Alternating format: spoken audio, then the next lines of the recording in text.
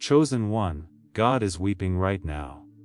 Not because you have fallen, not because you have wandered too far or failed too many times. God is weeping because you are standing at the very door of everything you were created for, and you are about to walk away from it. Not because you are bad or tired, but because of the quiet lie that has made you believe that what you feel pulling at your soul is just longing, imagination, or a dream that was never really meant for you. And heaven can't keep quiet about this any longer.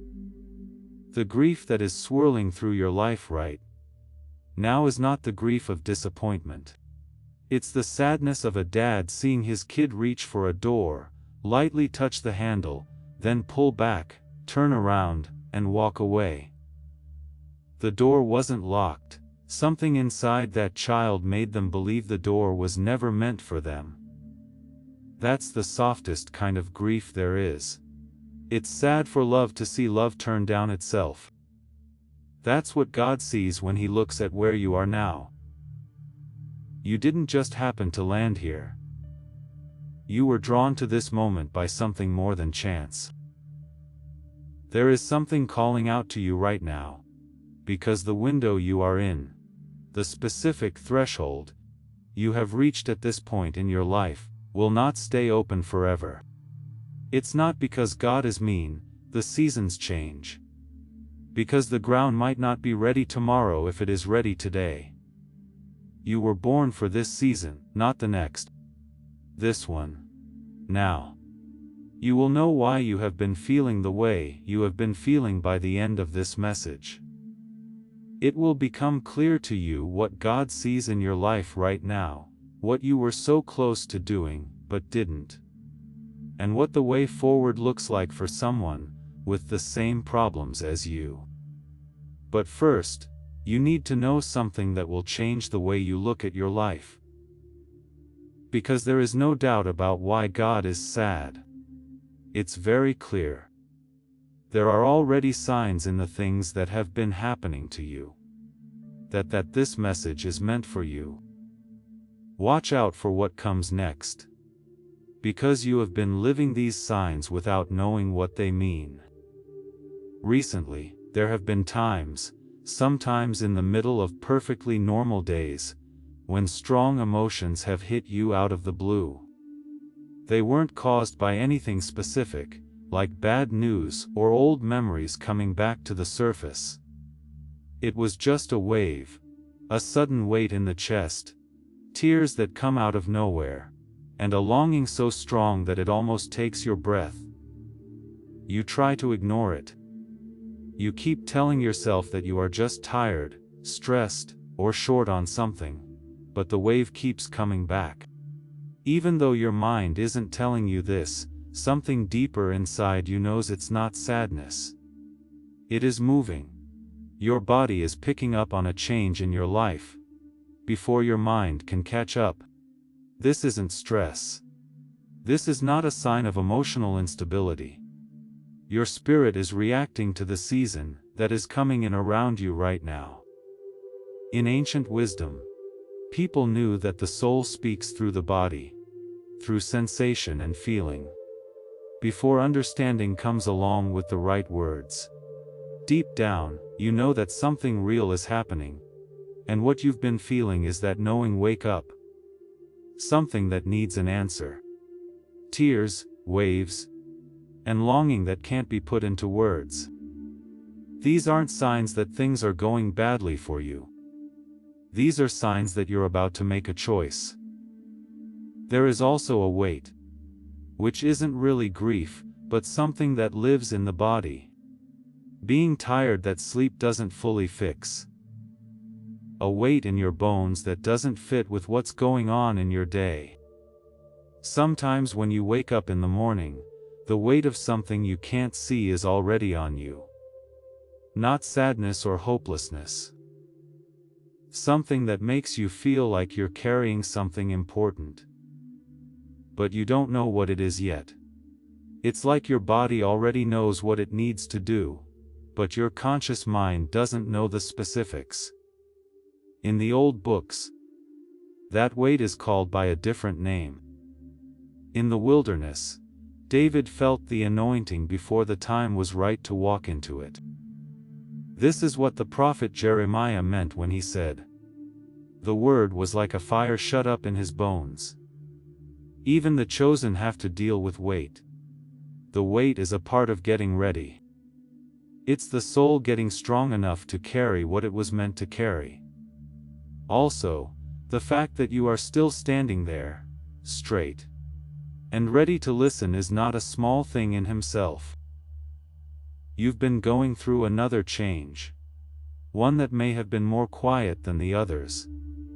The places and people that used to feel like home and familiar are starting to feel more and more wrong. Not because you think you are better than the people around you. As you change, the old containers don't fit the new you. This isn't because you no longer love people, but because you are growing. The conversations that used to make me happy don't make me happy anymore. When you walk into a room with that noise, it pulls something away from you right away. You feel bad about how tired you are after gatherings that used to make you feel good. You think there is something wrong with you for feeling this way. It's like the sensitivity you've gained is a problem. You're not sick. This is the spiritual growth stage that every chosen person goes through as the season of preparation gives way to the season of purpose.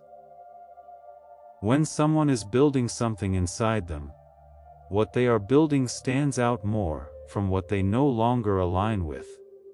You don't have to tell everyone around you this. You don't have to push yourself back into places that are now too small. It's not selfish to feel uncomfortable when you outgrow old places. It's formation, and it shows that the formation is doing its job. A bigger pattern lies beneath these three signs. There is a pattern in your life that has been painting it over one stroke at a time for longer than you understand. And when you see the whole painting, you'll know why heaven is sad about the chance that you might turn away now, when the last strokes are being put down. Has this been going on for you? When you think of someone, they call you the next day. You need an answer, and it comes to you from a stranger, a conversation you overhear, or a page that opens to just the right line. It seems like you were in the right place at the right time, but you can't figure out why you chose that route, that seat, or that hour. When something important is on your mind, numbers that keep coming up catch your eye. A song comes on just when you need it the most. Some words or a phrase land in your ears and answer the question you've been thinking about in silence. These are not just random events. People who had forgotten how to read a handwriting came up with the word coincidence. What you've been going through is called divine sequencing. And it means that the Father is setting up the circumstances so that a life is needed in a certain place at a certain time. It's not random when the happenings at the same time pile up, and the signs line up in ways that your logical mind can't explain. It's a sign that you are being moved into place, and that an unseen plan is making room for you to be standing where you need to be at the right time. Then there are the nights, the 3 a.m. These are the times when you wake up for no reason, and the nights when the silence is louder than any sound. And in the quiet, something speaks. It's not loud or stagey, but there's a knowing that's easier to get in the quiet of the night than in the noise of the day. Something that makes you feel like you're being held by a presence that is too big for the room you're in, too planned to be your own mind, and too specific to be a dream. The old texts are full of stories about meetings that happen at night. It was at night that Jacob fought and got a new name. Samuel first heard the voice calling his name at night. there was a message that would change everything in the middle of the night. The night is not empty. The night is a place for the chosen to meet. Also, if you've been waking up at night, it's not insomnia. It's an invite. The waves of emotions, the feeling of being heavy in the body, the growing sensitivity, the divine timing, and the meetings at night have not all happened at random, or in a scattered way. You have been being shaped by them. You've been walking through a wilderness season that felt too long, too empty, and too uncertain. That season did three things at the same time. All three can't be seen from the inside. People give you a sense of who you are through performance, approval, and achievement. The first thing the wilderness does is take those away. In everyday life, what other people say about you shows you who you are. There isn't a mirror in the wild. Because there wasn't a mirror there. You had to face who you are when no one is looking, when nothing is working, and when the crowd has stopped cheering. That encounter showed you the real you. The part of you that stayed when everything else was taken away. Not the performance or the version that other people made. Being there. What the wilderness does, the second thing it does, is teach things that can't be taught in comfort. Right now, you have qualities that could not have been put there any other way. More patience now than it was 3 years ago. Compassion for those who are struggling, that you couldn't have had before you were struggling yourself. You can only learn what's important, and what's not by having your certainties taken away one by one. A sense of stability, that comes from standing on something that didn't move. These traits did not come from outside of you. They were taken out of you. They've always been there, but they need to be pushed to come out. The diamond isn't made in comfort. The pressure of being in the wilderness wasn't mean.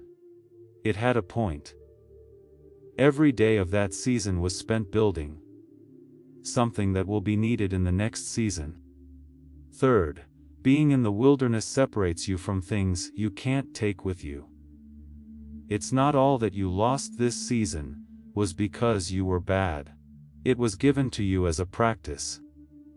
The relationships that couldn't handle the weight of your calling weren't taken away from you as prizes. The weights were taken off so you could move. You couldn't make it through the wilderness with old versions of yourself, old ways of thinking, or old deals you made with being small and invisible. They were never meant to go with you into the next thing. They are still with you. They are shed, not lost.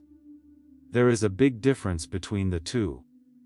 In the old books, there was a woman who almost missed it. She had the name Esther. She had gone from being unknown to having very easy access to important people. It took her from being an orphaned exile to living with a queen, and from having nothing to being a woman in the courts of one of the world's most powerful kings.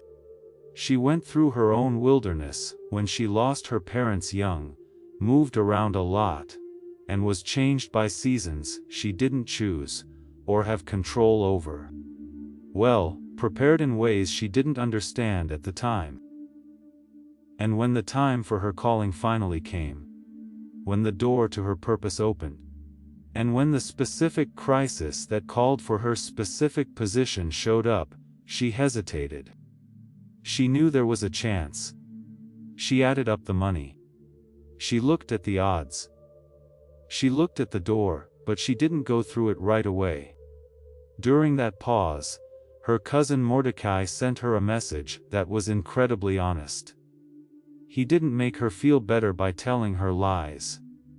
He told her, "If you remain silent at this time, relief and deliverance will arise from another place. But you and the house from which you came will perish. And who knows whether you have not come to the kingdom for such a time as this." Mordecai wasn't being cruel. He was being honest in a way that can only be risked out of love. Esther was hearing. This moment has a window. The relief will come because it is the nature of God that relief always comes. But whether you are the vessel through which it flows, whether you are the one whose name is attached to this moment in the story, that choice is yours. And if you choose the silence of fear over the voice of your calling, you will have missed the very reason you were elevated. You will have let the moment pass through hands that were opened for exactly this. God is speaking to you right now. It wasn't punishment that you had to walk through the wilderness. In secret, it was elevation. The sensitiveness you have, the ability to see things clearly, and the deep compassion you have grown through your own pain, are not flaws. They are the tools needed for a certain job. That calling is not going to happen a long time from now. The question that heaven is asking, the question that has moved God to tears right now, is whether you will see it and take a step forward, or whether you will let your doubt speak louder than the love that made you ready. Take a deep breath before the next truth hits you. Allow what was said to sink in. Please know that every seed you plant in this mission grows into a torch that shines in someone else's darkness. Whether by buying a coffee, making a donation, or becoming a member of our community, does not go to a channel. Your actions are supporting a divine mission to save lost souls. But more than your support, we want your presence. When you head to our community, through the link in the description, or the pinned comment, you aren't just visiting a site, you are entering a community of like-minded believers. This is a sanctuary where you can post your prayer requests, lift up the burdens of others, and engage in daily discussions with a family that speaks the language of faith. Whether you are joining one of our membership tiers for deeper study, sowing a seed of faith, or simply joining our daily morning prayers, you are helping us build a global altar of worship. Heaven moves through willing voices, but it grows through a community that stands together. Each gift you give acts as living water for those in our community seeking healing and hope. Give, and it will be given to you, is the promise that sustains our shared mission. I invite you now to step out of the shadows and into this circle of prayer. Come with purpose, join the conversation, and plant your seed in fertile ground. Let's open the heavens together. Release your seed today, join our community, and see what God brings back into your life. These things have been happening to you. These things have been telling you. You've been walking in the middle of nowhere. You are still here, standing straight and ready to listen. The person who chose to stay when it was the hardest thing to do is not missing their calling. This is the exact person who is on the verge of it. Being tired is not a sign of defeat. Being tired is the last mile before the door, so why does God cry then?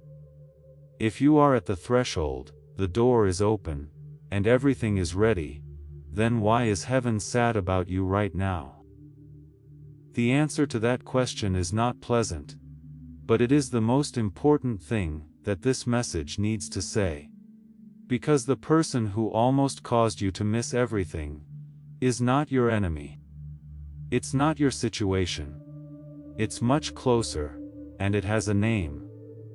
There is something that is stopping you from doing what you are being called to do. It's not called loss. The name of it is not unworthiness. Its name doesn't mean lack of faith. There is a certain kind of doubt that only comes up for people who have been shown the door that has been blocking your path to the open door. Not the kind of doubt that makes you wonder if God exists, or if anything else is real. Certain doubt. Yes, I can see this is real, but I'm not sure it's real for me. That is clearly for them, but probably not for me. But, what if I am misreading this? What if this is just what I want to see? What if I step through and discover it was never my door? This kind of doubt doesn't make a big deal out of itself. There is silence and order. It comes just before you're about to take a step. It's the voice that says, "Wait a little longer. Not yet. You're not ready. You need to be more sure. You need more confirmation." This quiet systematic doubt keeps you in the posture of preparation all the time, never entering but always preparing. Read the signs all the time, and never go through the door. You should always ask God for more proof. And you should never trust the proof you already have. It turns even the most devoted people into students, who never finish their own calling. The pattern that lives under the doubt is the other part. The pattern that many chosen ones carry without being aware of it. The pattern of breaking things just before they get better. You get near. A good thing starts to come together. You can feel the light from the other side of the door as it cracks open. Then, almost instinctively, you reach for the place where you feel safe, the collapse. Not because you want to fail, but because success has made you feel unsafe, and a part of you that was formed in early times of loss, rejection, or broken hope believes that hope always ends in tragedy. So, it goes for the destruction first to get it over with, and avoid the pain of almost. If this pattern has been going on in your life, please understand that it is not you. A wound that looks like a strategy is that pattern. A character flaw is not the same as a wound that looks like a strategy. In the end, it doesn't break you into pieces. By reading this, you show that you have not yet been given the deep permission to believe that the door being open really does mean it is open for you. God is trying to give you that permission right now, through this message.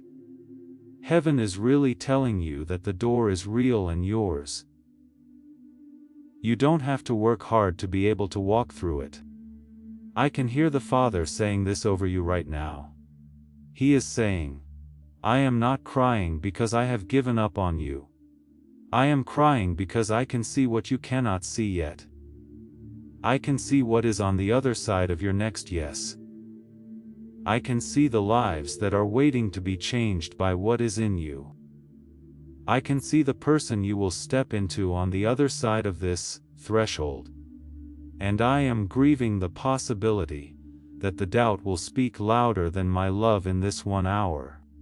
Please, my beloved, hear what I am saying. The door is open. I have been holding it open. Do not walk past it one more time." There is a word in the ancient Hebrew scriptures that changes everything about how you understand why the door has your name on it. The word is chashach. Most translations render it as loved or delighted in. But, the root meaning of chashach is not love in the general sense. It carries the idea of a deep, specific attachment, a binding of the heart to a particular person, a choosing that was never based on size or strength or worthiness. Moses says this explicitly to the people in the book of Deuteronomy. God did not set his heart on you because you were the most numerous or the most impressive. He set his heart on you because he set his heart on you. The chashach, the heart binding, was placed before the worthiness was established. Before the wilderness, before the doubt, before every near miss, before you could earn it. The chashach was there first. This means something specific for where you are standing right now.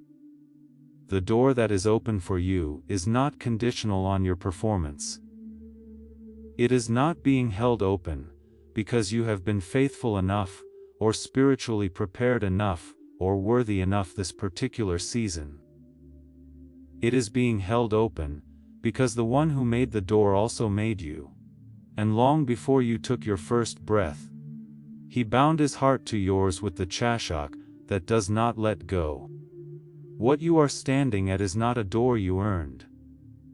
It is a door that was built with your name already written on it.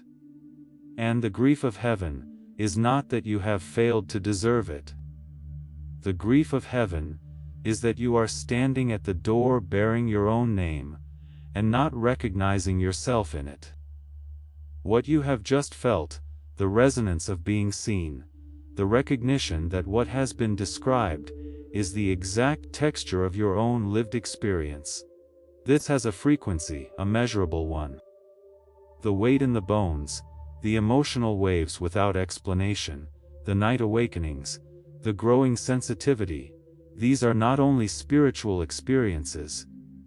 They are the body speaking in a language that ancient traditions, understood long before modern instruments, arrived to confirm what those traditions already knew. And there is a path that has been built specifically for those who carry what you carry. Two ancient streams of preserved wisdom, one carried for centuries in the Western contemplative sound traditions, one preserved for over 3,000 years in the East, have been brought together for this generation. Not for everyone, for the ones who feel what you have been feeling, for the ones who are standing at the threshold and finding the door heavier than it should be, for someone who has been prepared as thoroughly as they have. What was preserved in those lineages, the specific frequencies the ancients used to open what modern striving has been closing, has been made available to those who are ready to receive it. The details of what this looks like will be shared before this message ends. In the description and the pinned comment below, you will find the path. But there is more you need to hear first. And because the door being open is only part of the answer, the other part is who you discover yourself to be when you walk through it. Beneath the threshold, deeper than the doubt, older than the wound, there is something the wilderness built that neither doubt nor the pattern of near misses has been able to touch. And what comes next is the full picture, the complete architecture of what has been preserved for those who carry the weight you have been carrying, and why it matters more now than it has ever mattered before. There is one thread that ties everything together. One thread that runs through the doubt pattern, and the wilderness formation, and the chashak love that chose you before you could earn it. That thread is the specific reason why the frequency of your calling has been harder to access than it should be for someone at this stage of the journey. And the answer involves something the ancients knew, and the modern world forgot. Something that two separate traditions, separated by continents and centuries, independently preserved, and both pointed to as the key to what closes the door to the one who stands right in front of it. Before that full answer is given, let me ground what this message has shown you so far into something clear and plain, so that what comes next lands on a foundation, not in the middle of the air. Here is what has been established. The signs you have been experiencing, the emotional waves without names, the physical heaviness, the sleeplessness, the growing intolerance of environments that no longer fit, the timing coincidences. These are not signs of instability. They are signs of spiritual formation. They are the body and soul registering a real and genuine shift. They are the language of preparation speaking before understanding has arrived with the right words. The wilderness you walked through served three specific purposes. It stripped you of the identity others gave you, so you could find the one you were born with. It excavated the qualities in you that could not have been formed any other way. And it separated you from what could not come into your next season. Nothing that was truly yours was lost. Only what was added on top of you. Borrowed identities, borrowed certainties, borrowed ways of being. Those fell away. And what remains is the real thing. The obstacle was named. The specific quiet doubt that keeps the most prepared people in the permanent posture of waiting. The pattern of reaching for collapse, right before breakthrough. These were given their true name. Not character flaws. Not evidence of unworthiness. Wounds-wearing strategies. And the permission was spoken. The door is real. It was built with your name on it. The Chashik love that set itself to your name. Before you could deserve it has not moved. What remains is understanding the specific frequency barrier that makes the door feel heavier than it should. And understanding the path the two ancient traditions, preserved for exactly this moment. Two traditions separated by continents and centuries arriving in this generation, at the same conclusion. What the West preserved in centuries of sacred sound, and what the East carried for over 3,000 years both point to the same architecture. The architecture of what opens what modern life has been closing.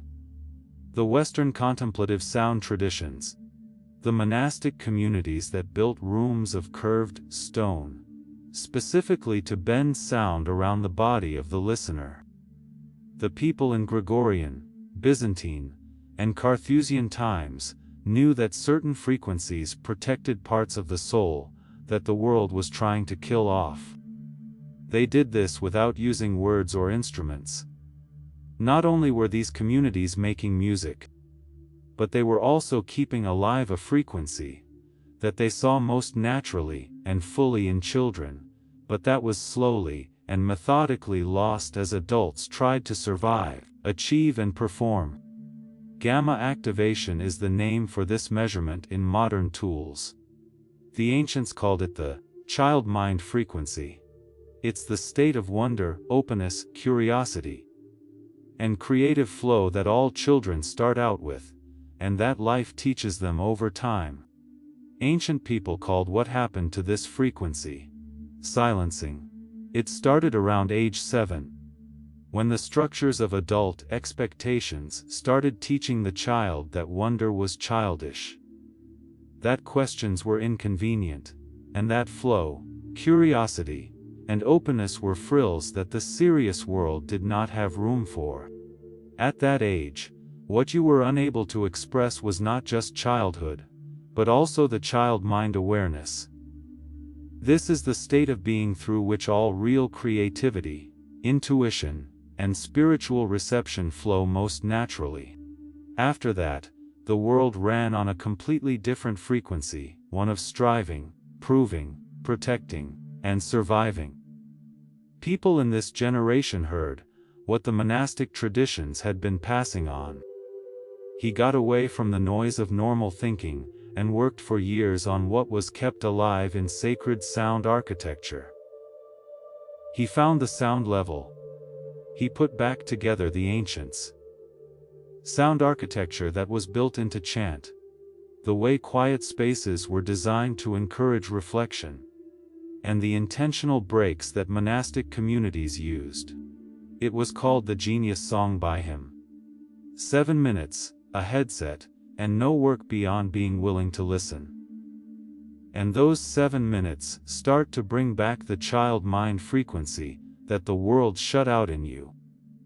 This is the gamma state, which is the state of openness, wonder, flow, and the feeling that the door you've been standing at is natural, possible, and yours to walk through. People who have been through the same kind of threshold as you have used this tool over 18,000 times. After the first week, more than 96% of people still used it. Not because it promised them something amazing, but because it gave them back the one thing that years of working hard had taken away. The sense that the door wasn't too heavy, that the calling wasn't too far away, and that the child inside them, the one that the world had been slowly shutting down, was still there, whole, and still able to be open and curious. Yes, and what happens when the gamma state starts to be restored, when the child mind frequency wakes up again, is real. Curiosity comes back, openness comes back. The creative restlessness that has been looking for a way out finally finds its way. You wake up the child inside you, and start to see what was always there. But this is what both traditions understood. And this is also what the modern listener, who put this sound architecture back together, found. Bringing back the frequency of the child mind is only part of the solution. The gamma state, the child mind, the wonder, and the openness also bring back the seeing. They let the child's eye open. The ancients saw a second movement as just as important, though. They called it a second channel. That channel, the one that connects what is seen to what is received, and what is promised to what is actually received, was blocked by something else. Eastern sages called it the state of being always reachable. We call it stress these days. It is measured by modern tools as beta hyperactivity. This is the frequency of an adult who has learned that the only way to receive is to keep trying, because the world rewards striving and punishes stillness, being alert all the time. The body is always doing math. It's always thinking about the next thing that could happen, what could go wrong, and how to protect yourself from the next disappointment. In this case, the frequency is not weak. The brain has become smarter, because it has been trained well by a world that is based on striving. But it also shuts down the second channel, which is the alpha state. The Vedic sages called this channel the open hand of the child. There is a state where receiving is not a chore but a natural position. And the child who can see the gift still can't get it without alpha, without that open hand. In a place half a world away from the monastic communities of the West, something similar was being preserved. 3,000 years ago, in the Hindu tradition, the Vedic sages tuned to a different frequency through sacred word, breath, and the way sounds were built in temples. The child's mind hand, not the eye. These 9 words preserved the open, receptive posture that lets what was promised actually land. This knowledge was passed down from teacher to student, and from generation to generation over thousands of years. And it survived because it was spoken out loud as well as written down. A modern witness to this tradition put aside the noise of everyday life and spent years taking care of what the Vedic lineage had kept alive. He saw that the 9-word script was still whole. He put back together the sound structure that the sages had used with those 9 words over many hundreds of years of practice. He called it the sign of wealth. You will need a headset and 5 minutes to listen to the 9 words written in Vedic script.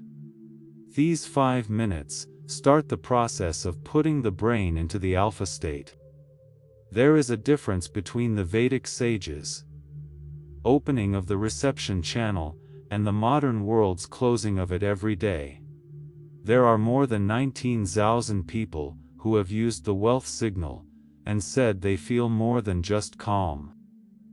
There is a change in what comes their way, in the chances that come up without them having to do anything, in the relationships that form at just the right time, and in the coincidences that stack up in ways that don't seem random. More than 95% keep using it. Not because it said something that couldn't happen, but because the old tradition that made it always pointed to something real. It's not magic to be in the alpha state. It's the state where the child gets it. Matthew 18 says that the child was also promised the kingdom. The genius song brings back the child's mind. The wealth sign lets the child's mind work. These are the people who see the gift and the people who receive it. There are 2 separate repairs. 2 separate ancient lines. 1 set of steps. First, turn into a child who can see. Then, turn into a child who can receive. That's all of the architecture. For this generation of chosen ones, this is what has been kept alive for hundreds of years, and across continents. Traditions for two.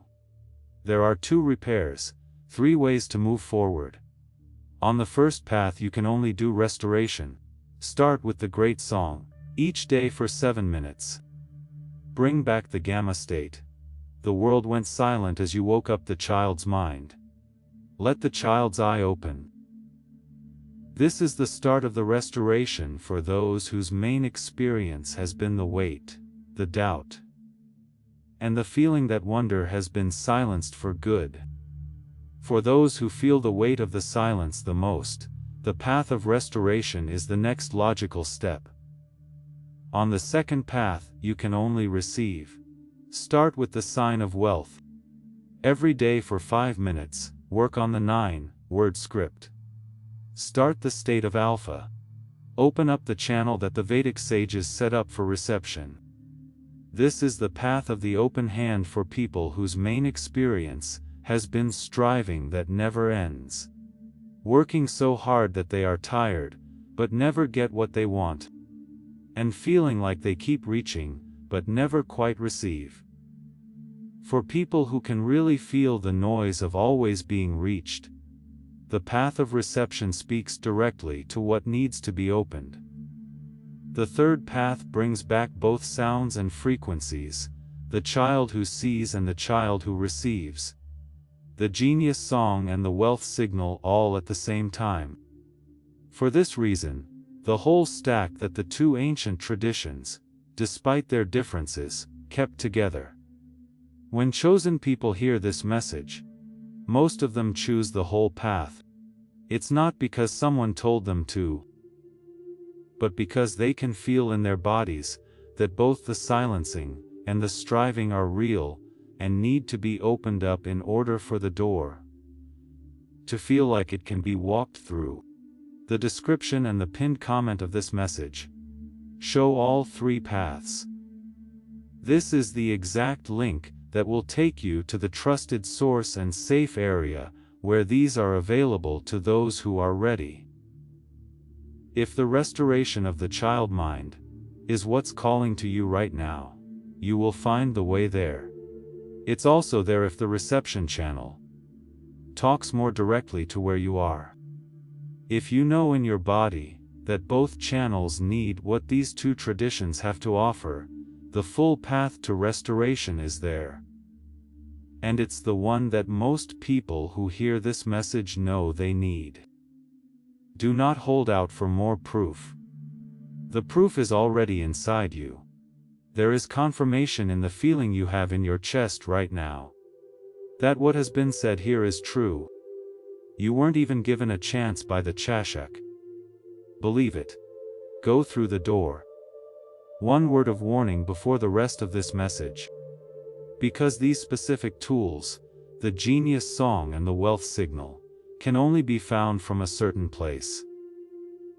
There are also copies, which are things that claim to be the same work, but were made without looking at the original, without the correct architecture, and without knowing the history behind them. That link in the description and the comment that was pinned will take you to the real source.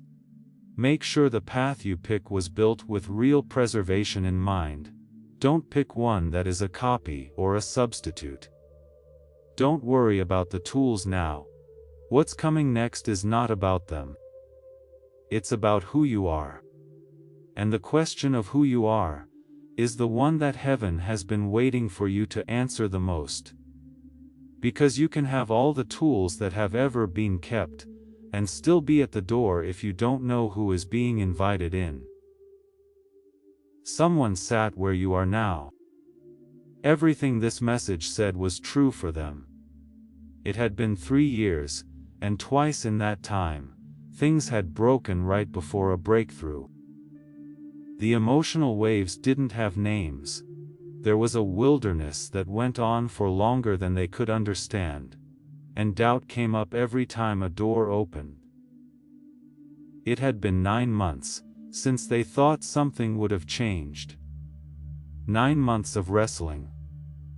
People asked them for 9 months if the calling was real, if they were making it up, or if they were seeing something they didn't see.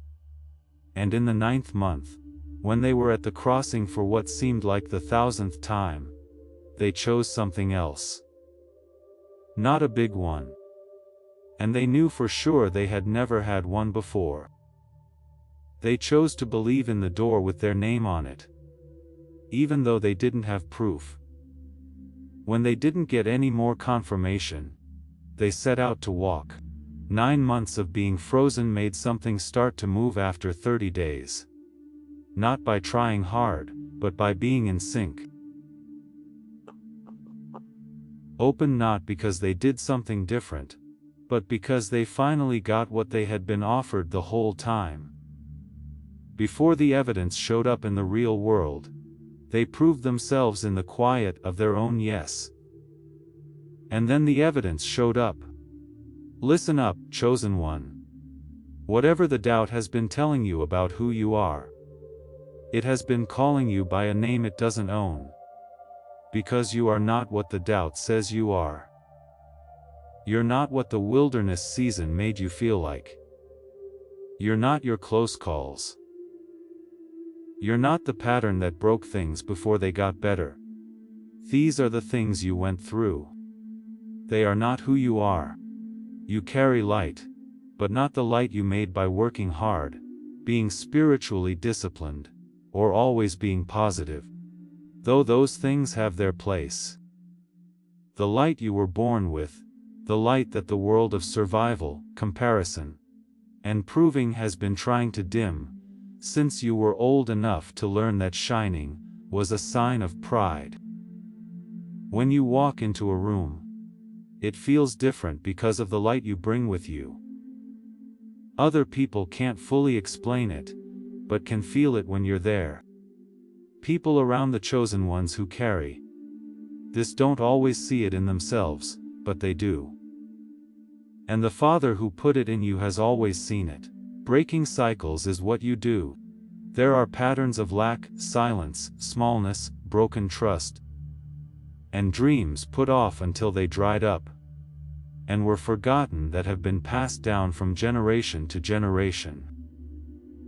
These patterns end with you. Not because you were stronger than the people who came before you, but because you were picked to be in this line.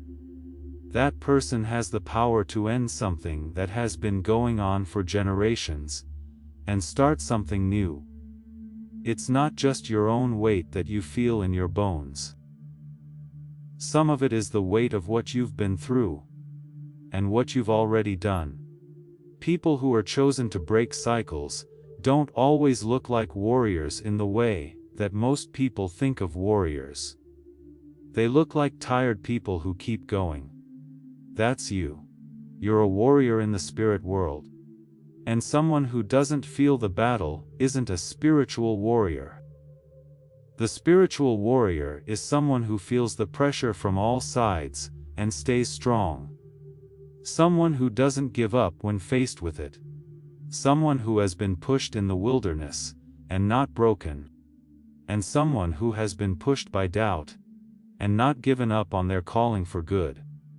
Even the fact that you are still here, listening, and ready to receive is a sign of a warrior. There's no chance that you'll lose. You're almost certain to win. The person who has been fighting your calling knows this better than you do right now.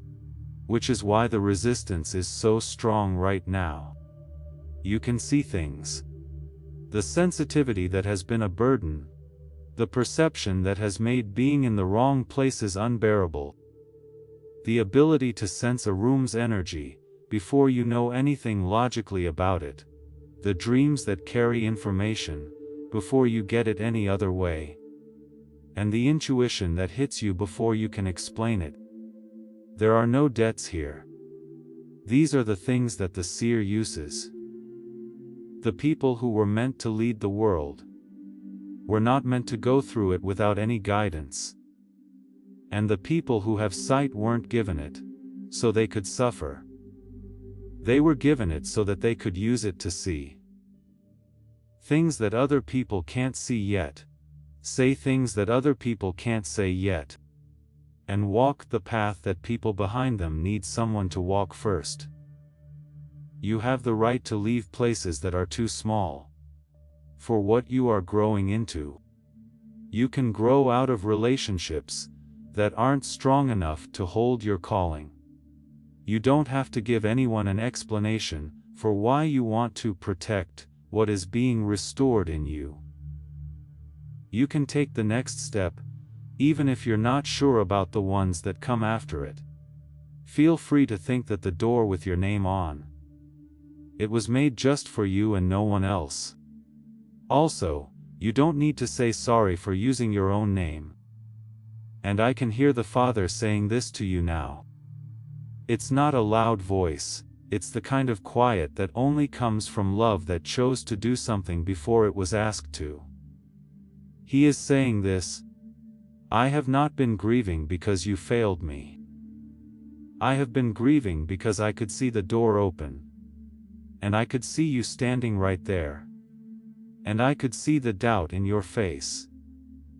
And I want you to know, this is the truth I have been holding for you through every season you walked through. The door was always yours. It has always been yours.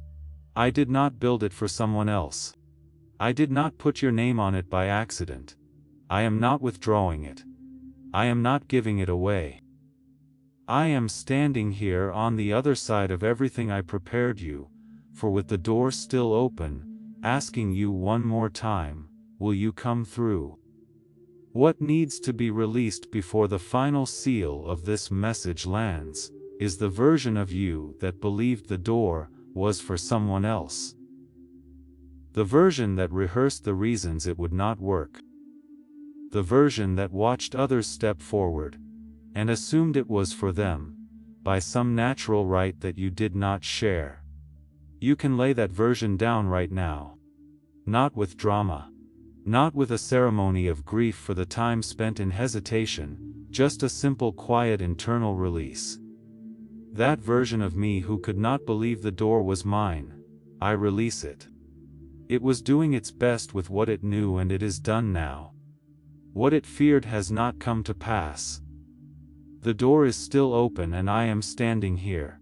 What is true of you is this: you were chosen before you were capable of earning it. You were prepared in the wilderness for a purpose larger than anything the wilderness itself could contain. You carry the light of the light bearer, the authority of the cycle breaker, the endurance of the spiritual warrior, and the perception of the seer. The chashik love of the Father is on you. The heart binding that set itself to your name before you knew your own name. The signs of this season have been real. The preparation has been real. The wilderness was real and it was purposeful. And the door in front of you is real. This is what is true of you. Not the doubt, not the pattern, not the near misses. This, right now, in whatever space you are in, place one hand on your chest, not as a religious performance, but as a physical act of receiving what is being said, and receive this. May the child mind frequency that the world silenced in you be restored. May the reception channel that striving has been closing begin to open again. May the weight in your bones become the strength that was always inside it, visible now because you have carried it long enough. May the door you have been standing at become the threshold you step through today. Not tomorrow, not when you are more ready, today.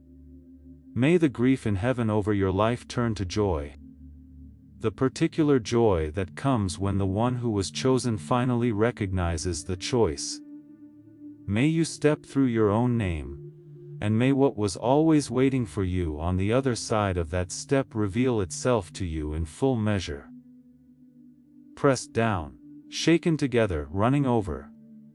This is the word over your life in this hour, not from me. from the one who has been holding the door open with a patience that has never once faltered, across every season you walked through.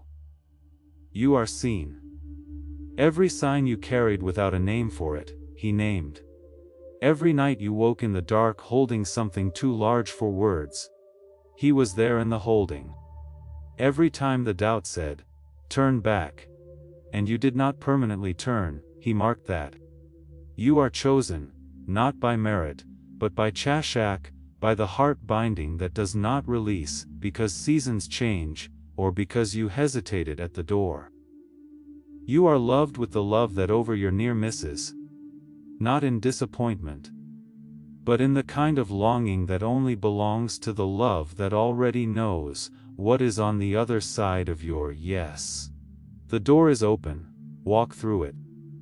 If this message has landed in your chest as true, not just as information, but as something you recognized as being specifically and personally for you, drop the word chosen in the comments below. Not as a ritual, but because naming what you have just received matters. It is the beginning of the declaration.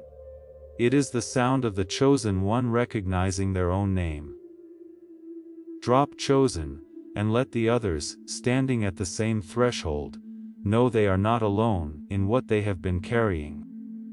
If you felt seen in this message, if the words describe something you have been living without a name for it, pressing the like button is an act of agreement with what was said. A simple yes to what was true, a resonance made visible. If you are not yet subscribed, and this message found you today, it did not find you by accident. There are more messages coming built for the specific season you are in. Subscribe so that what continues to be placed here for you is not missed. The wilderness taught you what missing the appointed moments costs. Do not apply that lesson only to the past. And if you know someone who is standing at a threshold right now, someone who has been carrying the weight without a name for it, someone whose near misses have been stacking, someone who needs to hear that the door is real, and it is theirs, share this message with them. Not as content, as an act of the cycle breaker, as someone who saw a door open, and chose to hold it for the next person coming through.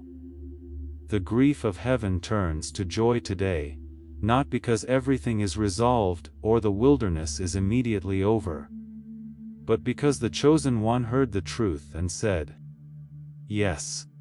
And that yes is the beginning of everything that was always waiting. Walk through the door. What was always prepared for you is on the other side of that single step, and it has been waiting there since before your name was given. As this awakening grows inside you, know that helping with this mission is not a joke. It is a sign from God. You can support this work through the link in the description or the pinned comment. Whether by buying a coffee, making a donation, or becoming a member of our Ko-Fi community. By doing so, you become part of Jesus' plan to save souls who are still stuck in fog. Every seed turns into light that fights against darkness. If you water others, you will be watered yourself, Jesus says. This is not history, it is a living promise about your future. Come into this moment with faith and a plan. What God has already planned for your life can be unlocked through your giving. Before we get to the end of this powerful story, let's reflect on this deep truth. You did not find this message by accident. This is a divine appointment meant specifically for you. You are being invited into a protected, faith-filled community at the link in the description, and pinned comment, a place where divine abundance is not just a hope, but a promise built on the Word. By heading to the site right now, you are unlocking access to a sacred community of like-minded believers.